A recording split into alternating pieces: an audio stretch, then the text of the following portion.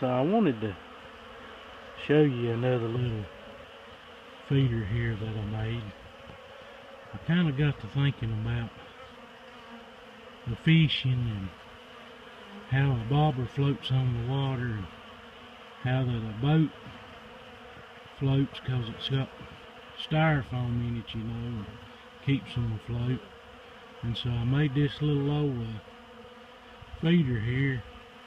Of course, my wife hadn't noticed yet that I got her pot. I may have to give it back to her. But you need you a pot or something other that is the same width at the bottom of it as it is at the top. It has to be the same.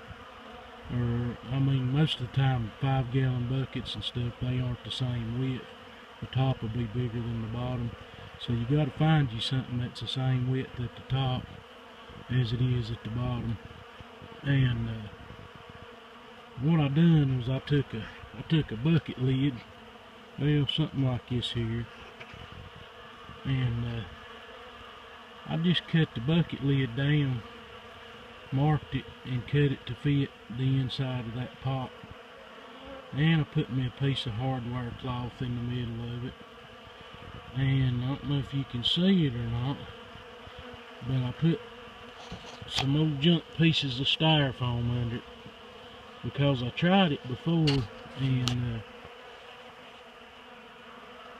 and it was a sinking and the sugar water would go over top of it. So I put styrofoam under it there to help make it float. Look, this bee on my hand here. What are you doing?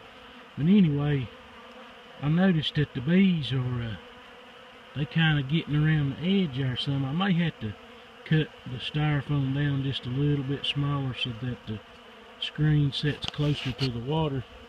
But I just got to thinking, as they drink that down there, that piece it'll go on down, kind of the way, like, as they drink it down, it'll keep sinking towards the bottom, and then you just have to fill the pot back up.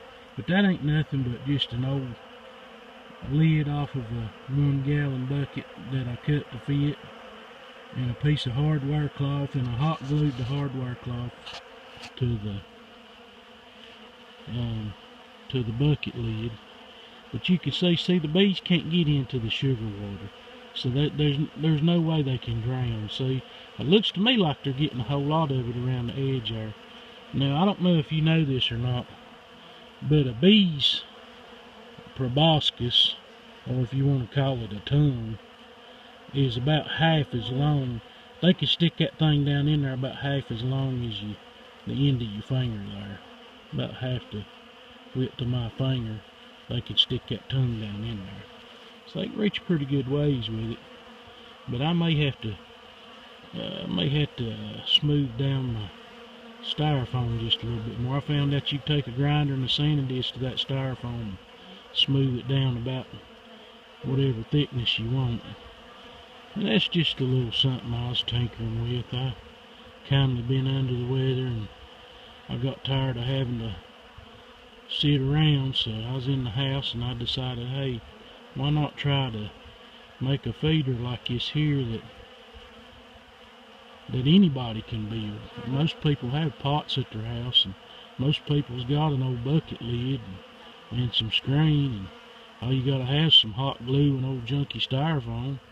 I mean, who can't build that? Looky there now, look. Now, I just have put this out here not long ago, and the bees is finding it, and you can see they are drinking around the edge there, and they starting to get. Of course, I got an old thing over there too. I poured a little bit of sugar water in, and they are covering it up too. We just wanted to show you that. We do a little bit of external thing. Of course, we still got this too, and I showed that. Look here at them. I showed this here a while back, so I ain't gonna spend much time on that. You can see them bees in there. I don't know if you can see them or not.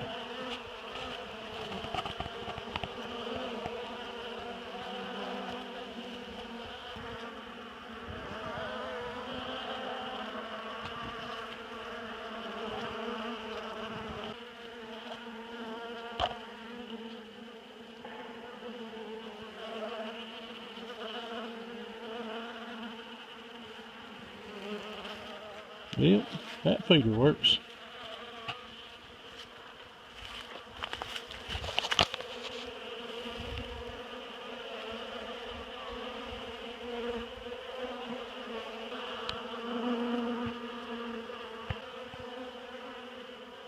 What do you think, old Southern Exposure? What do you think about this feeder here?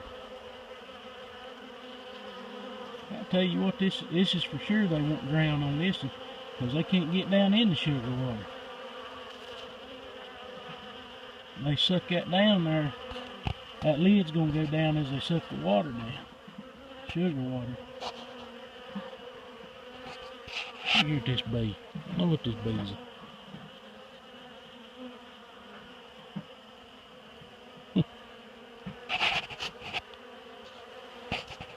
Feeding some bees. Feeding some bees.